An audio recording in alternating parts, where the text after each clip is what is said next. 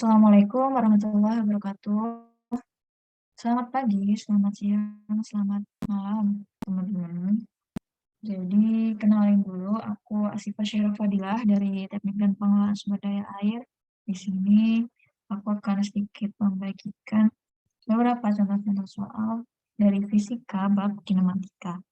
Sebelum kita mulai, alangkah baiknya kita berdoa terlebih dahulu supaya kegiatan kita pada hari ini bermanfaat dan kita juga dapat dimudahkan dalam belajarnya dan memahami soal. Berdoa menurut kepercayaannya masing-masing dipersilakan. Oke, berdoa dicukupkan, berdoa tidak pernah selesai, dan berdoa dilanjutkan di lain waktu. Oke, langsung aja.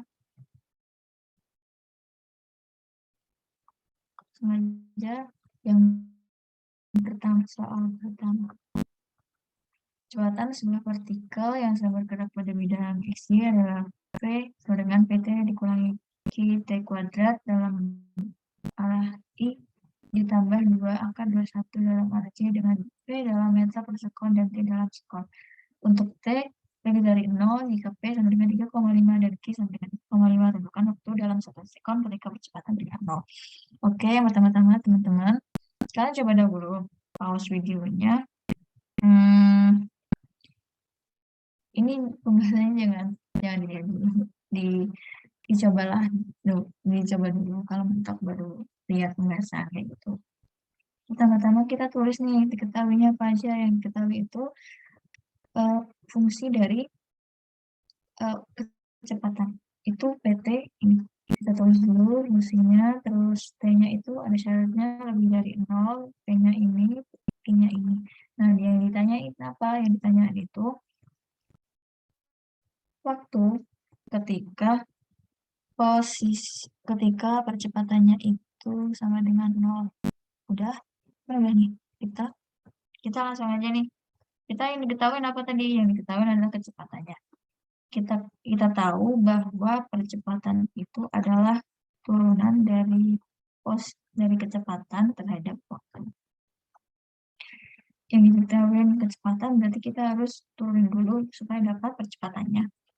Nah, ini kita turunin yang ini jadi P dikurangin 2Q dikali T. 2Q dikali T. Dalam arah I ya, jangan lupa. Karena yang arah Y-nya itu tuh nggak ada variabel T-nya, berarti kalau diturunin jadi 0. Udah, kita masukin aja P-nya 3,5 dikurangin 2, Q-nya 3,5 dikali T. 7T sama dengan 3,5, T sama dengan 0,5 sekon. Dapat. Lanjut. Nomor 2. Mobil A dan B mula-mula berjarak 10 km. A bergerak di sepanjang garis penghubung A dan B dengan laju V1 sama dengan 20 km per jam menjauhi B yang diam.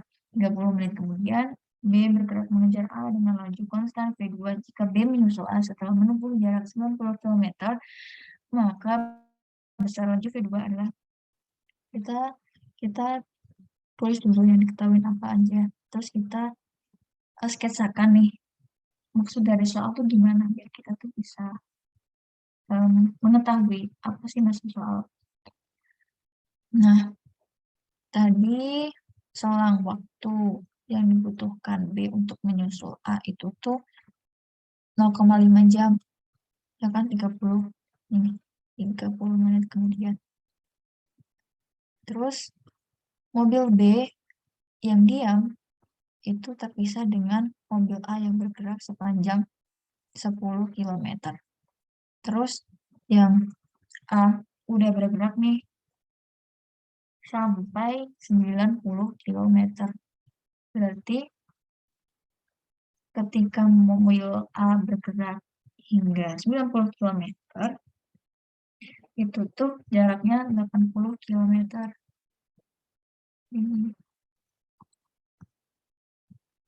Terus apalagi nih? Kita hitung dulu berapa waktu B-nya itu tuh untuk menyusul si A. Nah, Kita hitungnya dari mana? Kita hitungnya dari ini. Yang diketahui tadi kan ada jarak A terhadap B 90 kilo. 80 kilo. Sama dengan kecepatan si A dikali waktu si A juga. Nah, udah nih 80 sama dengan 20 dikali TA. Nah, TA dapat 4 jam. Tadi udah ketahuin bahwa TA min TB itu 0,5. Berarti TB-nya 4 dikurangi 0,5 jam. Ditetap. Jadi TB-nya itu 3,5 jam. Gitu kan. Kita mau nyari apa nih? Kita mau nyari PB. PB-nya itu SBA, jarak B terhadap A per waktunya si B gitu. Nah, si B terpisah dengan A sejauh 90 km per waktunya itu 3,5 jam. Ya udah kita dapat nih. Jadi kecepatannya si B itu tuh 25. Nah, kecepatannya si B itu 25,71 km per jam. Lanjut. Suatu partikel bergerak pada bidang XY dengan lintasan yang dinyatakan oleh fungsi YX sama dengan 2X cos 6 X min 3 meter. Apabila komponen X dari kecepatan partikel tinggal tetap, yaitu 0,75 meter per sekon, maka komponen Y dari percepatan partikel sama dengan, nah kita udah tahu fungsi YX-nya, terus si kecepatan di sumbu X-nya juga udah diketahuin. Ditanyain apa? Yang ditanyain itu percepatan partikel terhadap sumbu Y. Nah, awal-awal itu kita harus cari V-nya dulu, VY-nya dulu. Nah, VY itu adalah turunan dari posisi dari sumbu Y terhadap waktu. Nah, ini yang diketahui kan turunan dari posisi terhadap X. Kita cari dulu berarti dy per dt itu berarti dy per dx dikali dx per dt. Nah, dy per dx itu kita carinya dari, nah ini kita turunin dulu. Kita turun dulu supaya dapat dy per dx. Nah, udah nih, udah dapat 4x dikali dx per dt. Dx per dt-nya itu dari mana? Nah, dari ini. Ini tuh kecepatan kecepatan terhadap bukan. Nah, ini kecepatan sumbu x. Terus sumbu x itu dx per dt. Nah, udah diketahuin, tinggal masukin, dapat nih. Kecepatan y-nya sama dengan 3x meter per sekon. Langkah selanjutnya, kita dapat percepatannya. Kita harus turunin dulu si V-nya ini. Kan kita mau cari percepatan terhadap sumbu Y. Ya udah yang ini tuh turunin dulu. Kalau ini turun itu kan nggak bisa kalau langsung dy per dt. dvy per dt kan nggak bisa. Harusnya itu dvy per dx dulu, baru tuh dikali dx per dt, nanti bisa ditentuin dvy per dt-nya. Nah, dvy per dx-nya tuh dari turunan ini, terus dikaliin kecepatannya 0,75. Hasilnya percepatannya itu sama dengan 2,25 meter per sekon kuadrat. Nah, lanjut. Benda A dan benda B ini coba baca dulu ya. Aku langsung aja. Yang diketahui itu posisi si benda itu tuh yang A ini udah aku pecah. Terus kecepatan B fungsinya itu tuh min 5 plus 44 T meter per sekon. Yang ditanya apa? Yang ditanya itu posisi benda A ketika percepatan sama dengan percepatan benda B. Percepatan A sama dengan percepatan B itu gimana? Nah, ini tadi kan udah diketahuin fungsi posisi A-nya. Ya, kalau kita butuh percepatannya berarti harus dibandingkan 2 kali. Kita dapat ini. ini diturunkan 2 kali jadi ini. Terus ya kecepatannya B nih. Kita kan tadi diketahui juga kecepatannya si B. Ya udah kita berarti butuhnya cuma 1 kali penurunan dari kecepatan si B ini. Gitu. Nah, kita dapat 4 meter per sekon kuadrat. Kalau dia tuh nggak ada variabel t-nya, berarti percepatannya konstan. Tuh. Nah, apalagi nih? Kan tadi udah ada clue-nya. Kalau si percepatan A sama dengan percepatan B. Kita sama dengannya aja, persamaan ini sama dengan kan ini gitu. Terus kita dapetin waktunya itu tuh 6 sekon.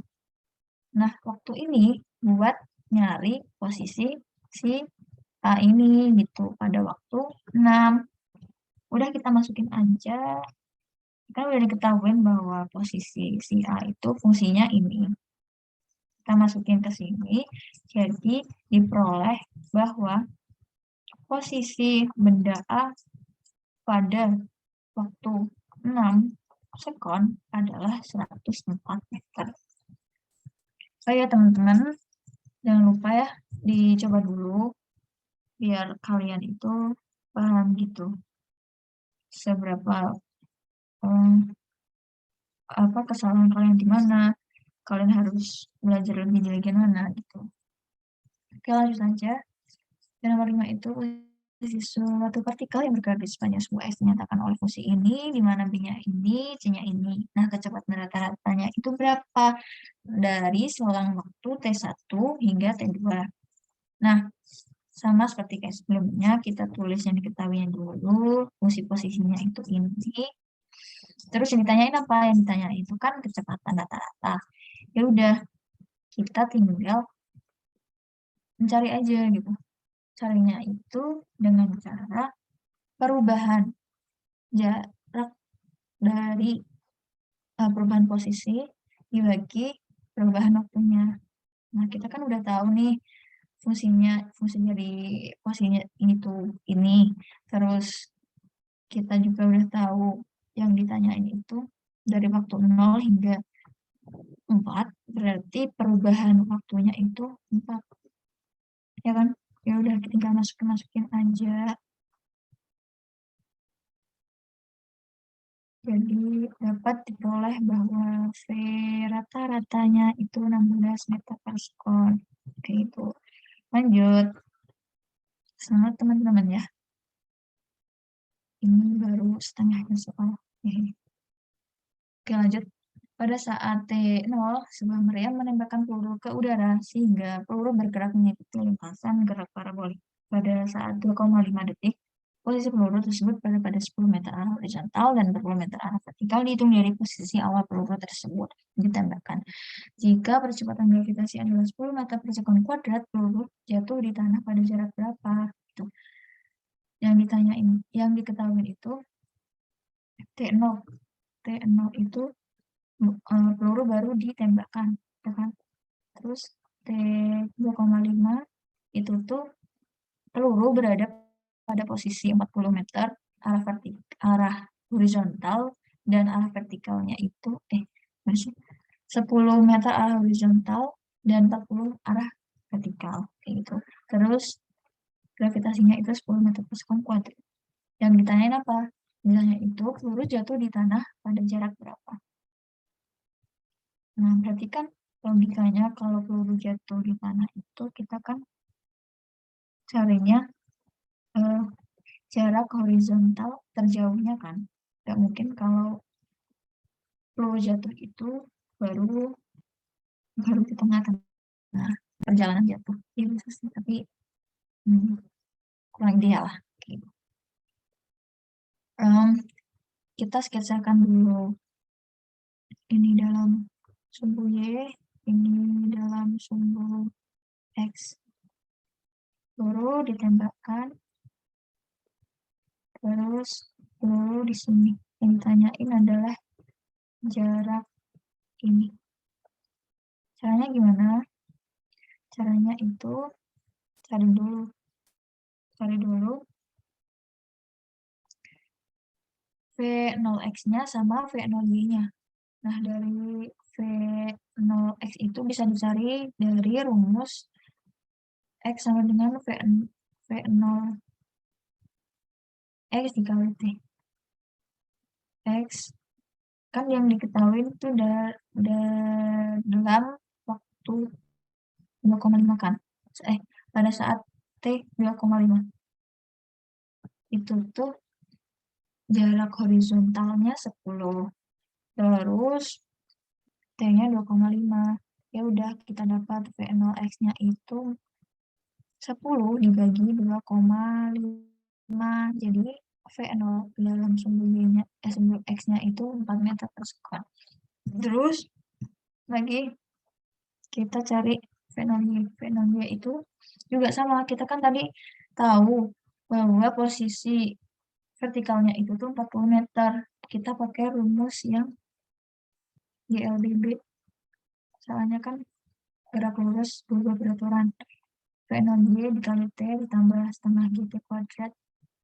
Nah, ini tuh jangan lupa kalau arahnya ke atas berarti kan diperlambat. Nah, itu G-nya min 10 meter per sekon. Nah, ini kita masukin, ketemu nih.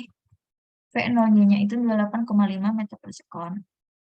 Baru sampai sini, itu belum selesai. Kita masih mau nyari si X terjauhnya. Si X terjauhnya itu tuh diperolehnya dari V0x dikali T. T-nya dari mana nih? T-nya itu ketika si peluru sampai di tanah, bukan si pelurunya baru di titik tertinggi.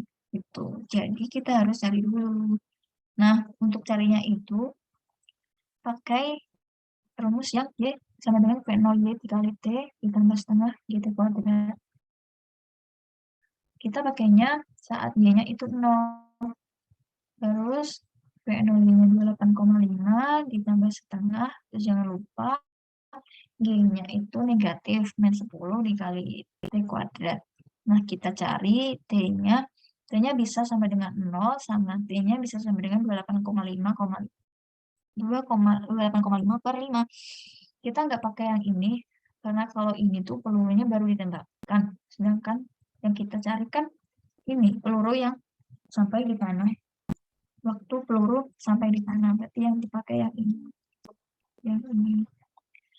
Terus X terjauh bisa diperoleh dari rumus ini, masukin aja, T-nya kan 28,5 per 5. Terus V0-nya itu, ini kan, V0x, maaf, 4 dikali 28,5 per 5, hasilnya 2,8. Seperti itu. Lagi. Yuk, semangat. Yuk, masih semangat kan? Masih dong. Oke, sebelum potong balik laju awal 7, diperlambat 2,5 meter per sekon dalam waktu 5 detik. Nah, jari-jarinya itu 6,5, terus berotasinya berlawanan dengan arah jarum jam. Terus perpindahan sudutnya berapa? Nah, kita kan ketahuin tuh kecepatannya. Kita cari dulu kecepatan sudutnya itu berapa tuh. Kecepatan sudut itu bisa diperoleh dari kecepatan linearnya dibagi dari jari-jarinya. Nah, untuk kecepatan sudut yang mula-mula itu tuh 7 per 0,5, hasilnya 14 radian per sekon. Untuk kecepatan sudut yang pada waktu 5 sekon itu sama dengan 5 radian per sekon. Udah, yang ditanya adalah perbedaan sudut setiap roda sama dengan, nah, ketika waktunya 5 detik. Udah, kita cari dulu si kecepatan sudut ketika 5 detik untuk mencari perpindahan sudutnya. Kan di dalam rumus perpindahan sudutnya ada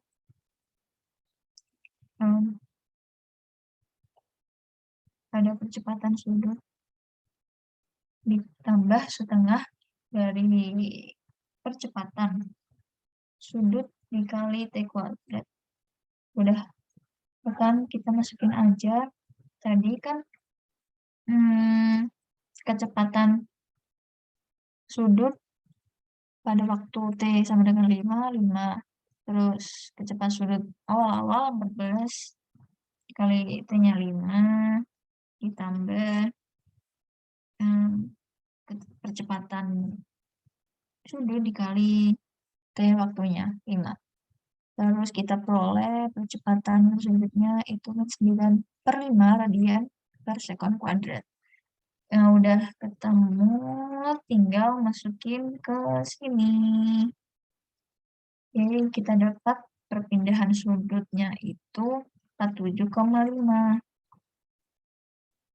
Lanjut. Sebuah kipas angin elektrik memiliki baling-baling yang berotasi pada sumbunya dengan laju sudut 1,2 radian per sekon. Ketika suatu tombol pengaktifan ditekan, ketika kemudian tombol pengaktifan yang lain ditekan saat kipas sedang berputar, perubahan gerak rotasi dengan percepatan sudut tetap 2,2. Nah, percepatan sudut tetapnya itu 2,2 radian per sekon kuadrat. Pada waktu 0,7 dari saat kipas angin mulai cepat. Nilai sudut pi antara vektor percepatan linear dan jari rotasi seperti tunjukkan pada gambar sama dengan berapa derajat. Nah, tulis dulu diketahui. Tadi diketahui itu kecepatan sudut mula-mula 1,2 radian per sekon, terus percepatan sudutnya 2,2 radian per sekon kuadrat. Nah, ini tetap ya. Tetap yang ditanyain adalah pi antara vektor percepatan linear dan jari rotasi. Ayo, gimana? Coba teman-teman dikerjakan dulu ya, jangan lupa.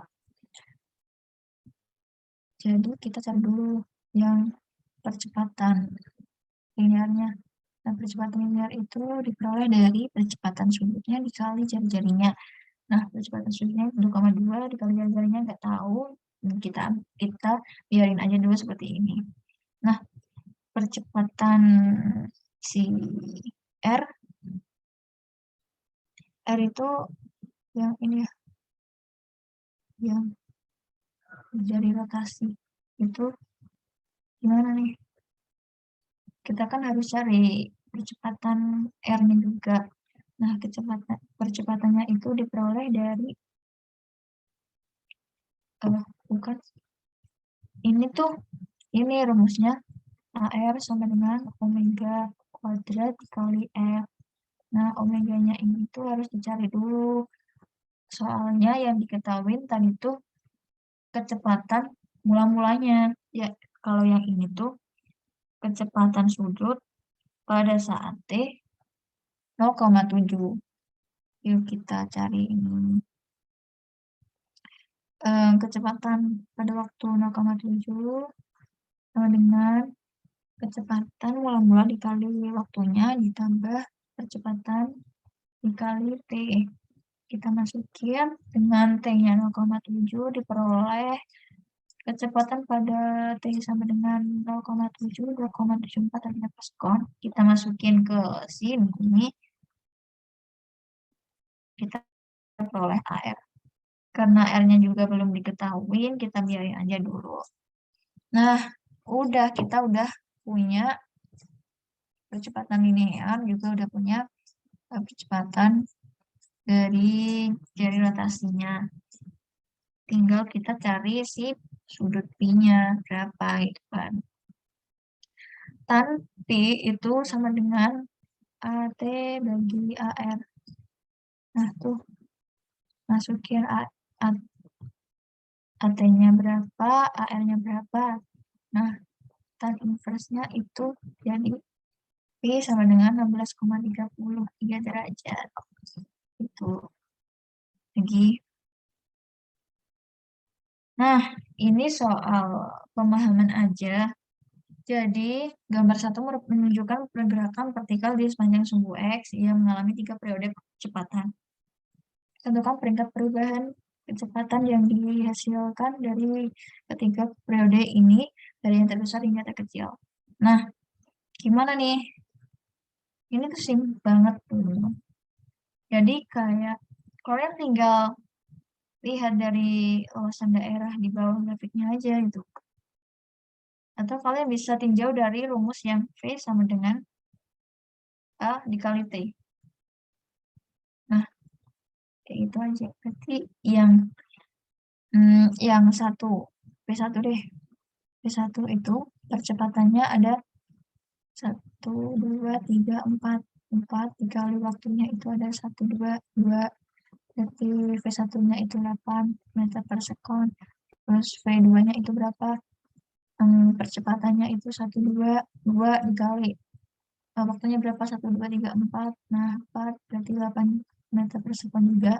Terus V yang ketiga ini berapa? A-nya itu 1, 2, 3, 4, 5, 6, 7. 7.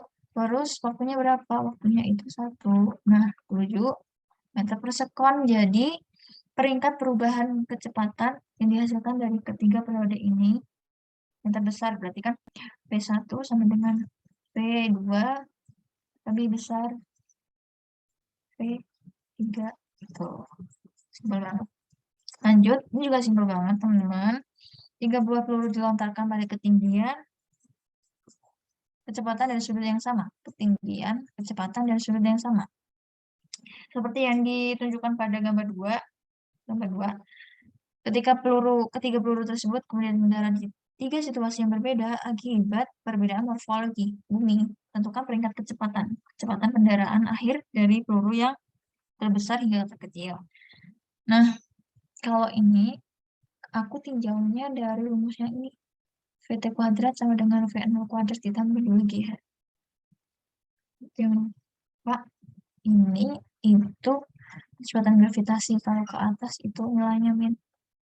Nah, kalau si kecepatan mula-mulanya itu 0, ya kan 0. Kan dia baru dilempar. Berarti kecepatannya itu 0. 0, jadi jadinya kan VT kuadrat sama dengan min 2GH. Nah, gimana? Terus ya udah VT-nya itu akar min 2GH. Jadi VT itu sebanding dengan ketinggiannya. Semakin tinggi dia mendarat, semakin besar juga kecepatan pendaratan akhirnya. Gitu. Kalau dari sini kan ini hanya lebih besar daripada ini, lebih besar juga daripada ini, gitu. Jadi kecepatan pendaratannya VA lebih besar daripada VB, lebih besar dari VC. Kayak gitu. Simpel banget. Lanjut. Kereta api ini kecepatannya tuh 25 meter per sekon dari Bandung. Capai Kroya, masinis. Ya, pokoknya baca dulu ya teman-teman. Aku langsung aja. Kronologinya tuh gini. Si kereta api A itu melaju dengan kecepatan mula-mulanya 25 meter per sekon. Terus percepatannya itu diperlambat 0,1 meter per sekon kuadrat. Nah, si B-nya itu kecepatannya 15 meter per sekon. Nah, si B itu udah nyampe 200 meter. Berapa nih X finalnya? Nah, hmm, untuk menjawab pertanyaan si A, apakah kecelakaan bisa dihindari? Itu kita coba pakai rumus yang X final dikurangin X mula-mula, ya kan? Sama dengan V0 T dikurangin setengah AT kuadrat. X finalnya itu X0 ditambah V0 T dikurangin X setengah AT kuadrat ditambah VB dikali T. Hmm, kalau kalian bingung X finalnya tuh dari mana, itu dari persamaan ini loh. X finalnya itu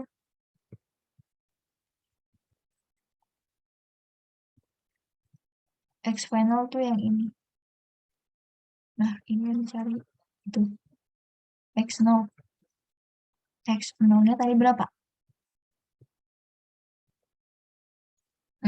X0-nya kan 0, ya kan? V0 dikali T. V0-nya berapa? V0A-nya 25.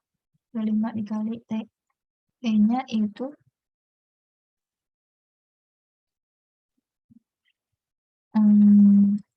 ini deh.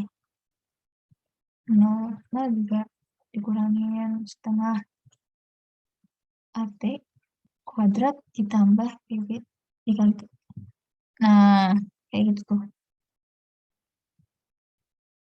Masuk-masukin aja, dapat T-nya itu 22,54 sekon.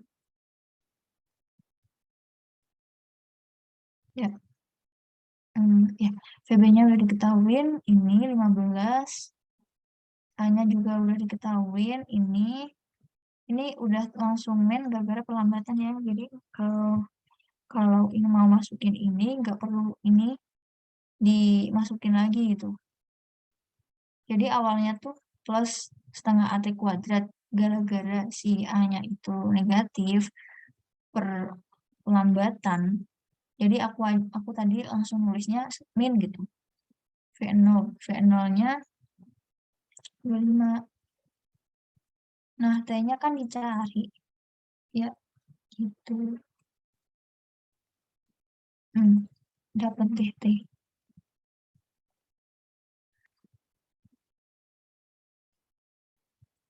X final. Ya, kayak gitu. Ya, terus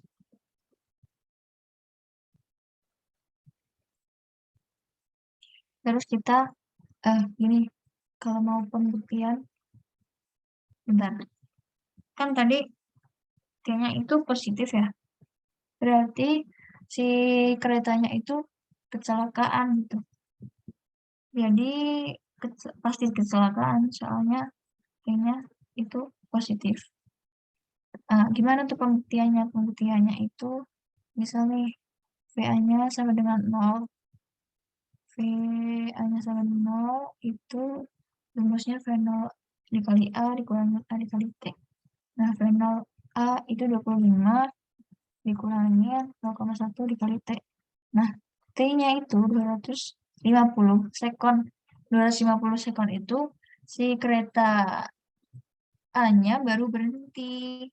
Sedangkan tadi itu T-nya itu 22,54. Berarti kan dia belum berhenti, tapi di waktu segini tuh udah kena kereta lain. Berarti kan kronologisnya si A sama B kan tabrakan, kayak gitu. Nah, posisi kecelakaan apabila itu terjadi, nah posisinya itu em, dari X final. X final itu X0 ditambah 200. 200 ditambah VB dikali T. Ya, X0-nya itu 0, V, X. Nah, X-nya itu 200 ditambah VB dikali T. VB-nya itu 15, T-nya itu yang tadi udah 2,54. Terus ini 337,5 ditambah 200. Nah, sama dengan 537,5. Kayak gitu. 15 dikali 4 ya benar. Ketiga 7,5 benar. Terus lanjut. Gempa bumi menghasilkan ini. Ini coba dibaca dulu ya. Nah, itu selang waktu TS ini gelombang S, terus TP dari gelombang P itu tuh 33 sekon. Dari mana? Nah, ini teman-teman, TS-nya itu tuh si TS-nya itu tuh 8, 16, 30. Nah, TP-nya 8, 15, 37. Nah, kalau dikurangin delta T-nya itu tuh 33 sekon. Nah, dari situ ini Hmm, ini dan ini. Nah, kira-kira segitu ya. Terus kita mau cari apa? Kita mau cari si D. Si D itu jarak kan? Nah, jarak itu rumusnya kecepatan dikali waktu. Hmm, ini. Kita kan tadi udah mempunyai persamaan yang perubahan waktunya itu dari waktu gelombang S dikurangi waktu gelombang P. Berarti kalau kita mau cari si T, T sama dengan D per V. Itu. Jadi ds per dt ya equal ds into V into V. Nah, nah udah gak masukin. Kan tadi perubahannya 33 second. Terus ds, dp-nya. Nah, kalian perlu tahu kalau ds itu sama dengan dp. Gara-gara ini kan gelombangnya dari satu tempat kan. Nah, berarti sama itu. Sama. Gara-gara gempanya dari satu tempat yang sama gitu. Ya udah di kita jadiin D aja. Diperoleh D-nya itu 250 meter. Ya, lanjut.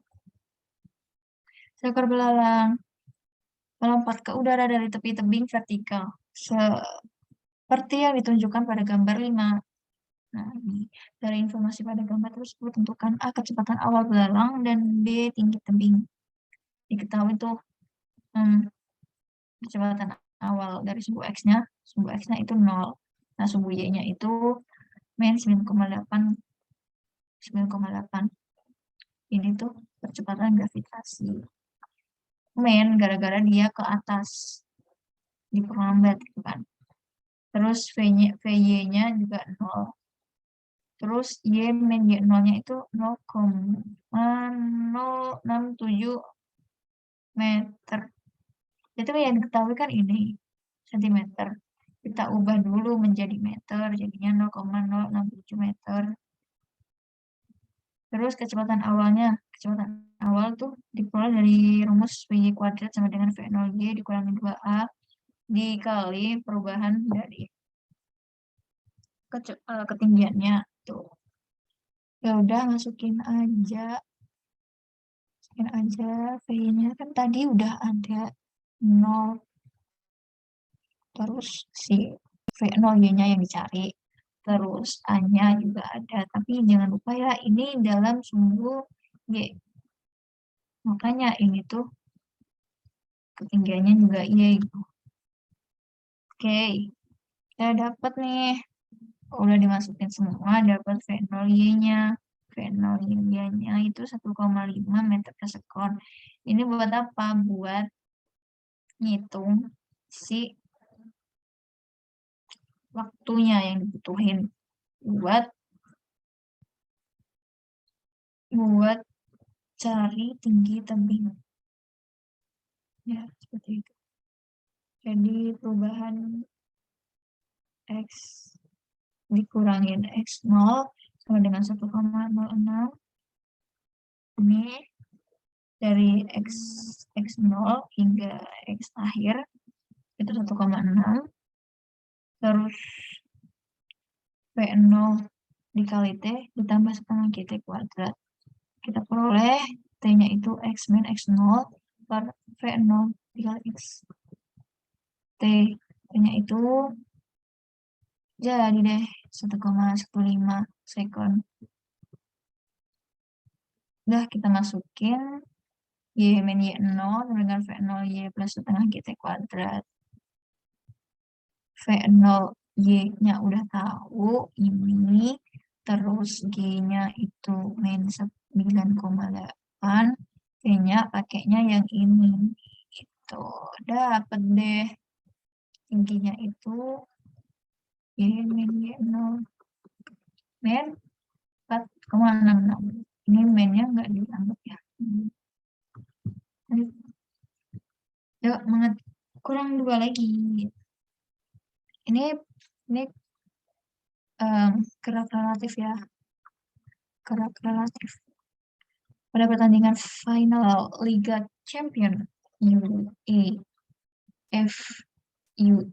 UEF pokoknya itu yang lalu, Cristiano Ronaldo berlari ke arah utara menuju gawang Juventus dengan kecepatan 8 meter per sekon relatif terhadap tanah. Pada saat yang sama, Marcelo mengoper bola menyusur tanah menuju Ronaldo dengan kecepatan 12 meter per sekon, arahnya 37 derajat ke timur dari utara. Tentukan besar dan arah dari kecepatan bola relatif terhadap Ronaldo. Nah, nih kita perlu bikin acuan. Kalau aku ini sumbu Y, ini sumbu X. Nah, ini yang timur, ini yang utara. Kan ini dalam arah I, ini dalam arah C. Seperti itu. Terus kalau dia bilangnya Marcelo mengoper bola menyusur tanah menuju Ronaldo dengan kecepatan 12 meter arah 37 derajat ke timur dari utara. Utara ke timur berarti ini 37 derajat. Ini V. Kita kita asumsikan kalau V JB ini tuh kecepatan Ronaldo terhadap tanah, terus VBG itu kecepatan bola terhadap tanah. Berarti kan si VBG ini kan ada komponen dalam arah vertikal juga arah horizontal gitu. Kita uraikan jadi yang komponen X-nya dikali cos, terus komponen Y-nya dikali sin. Jadi kita dapat ini. Terus gimana nih kalau mau cari besar dan arah kecepatan bola relatif terhadap Ronaldo? Jadi VBJ itu tuh kecepatan relatif dari Ronaldo, dari bola terhadap Ronaldo. Nah, gimana? Jadi kecepatan bola terhadap tanah dikurangin kecepatan Ronaldo terhadap tanah.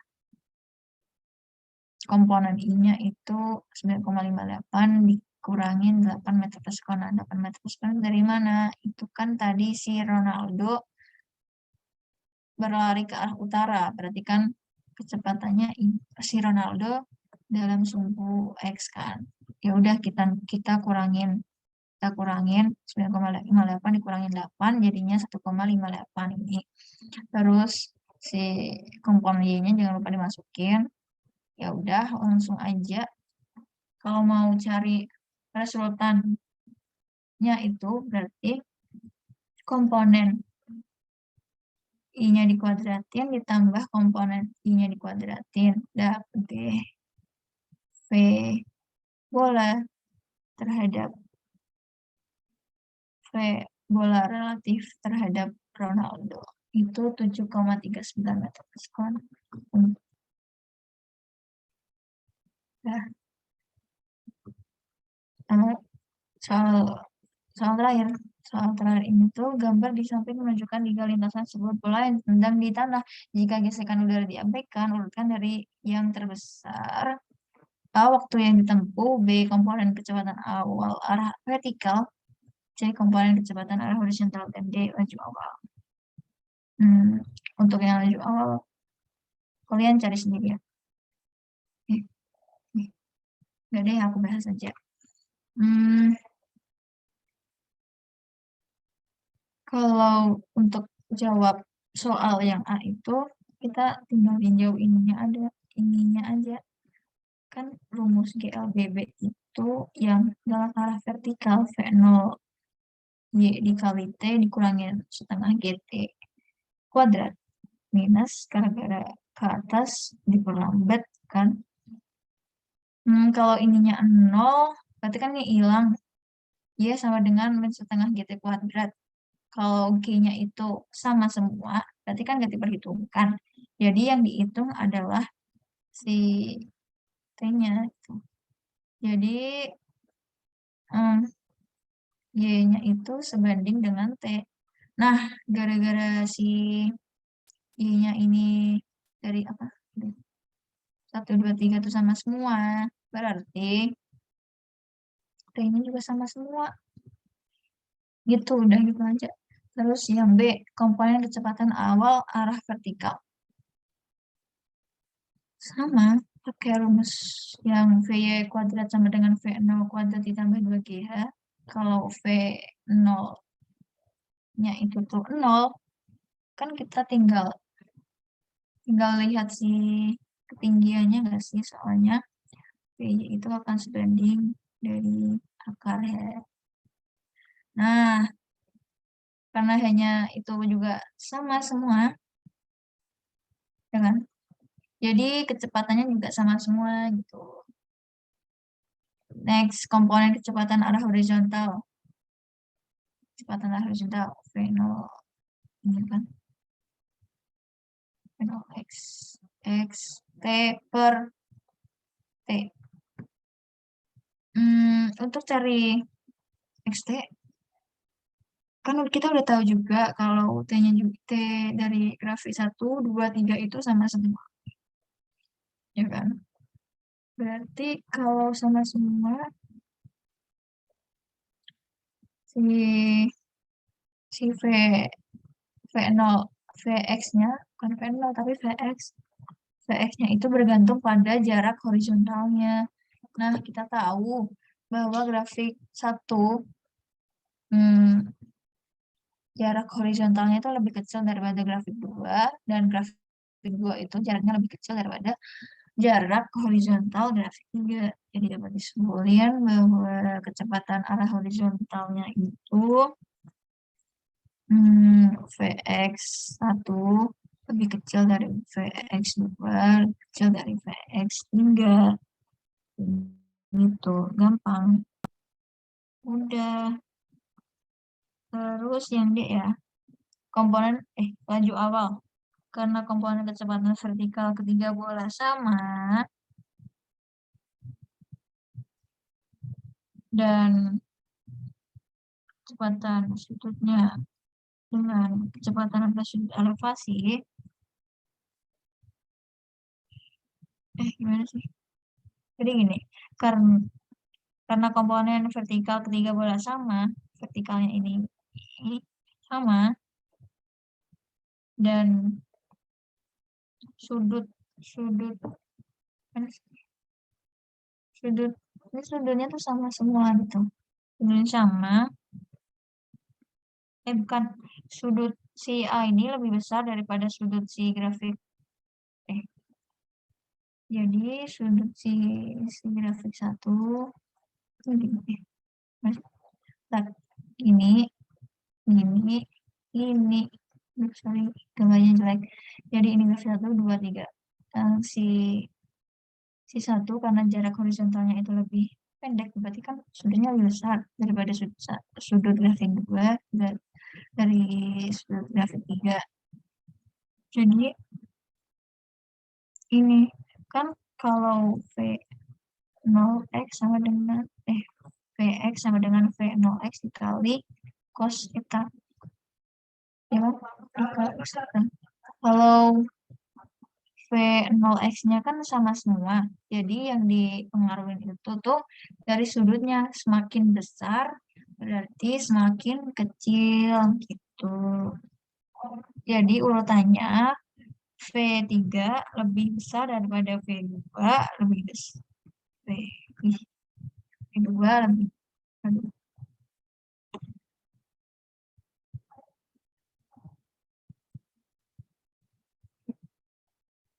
Hmm.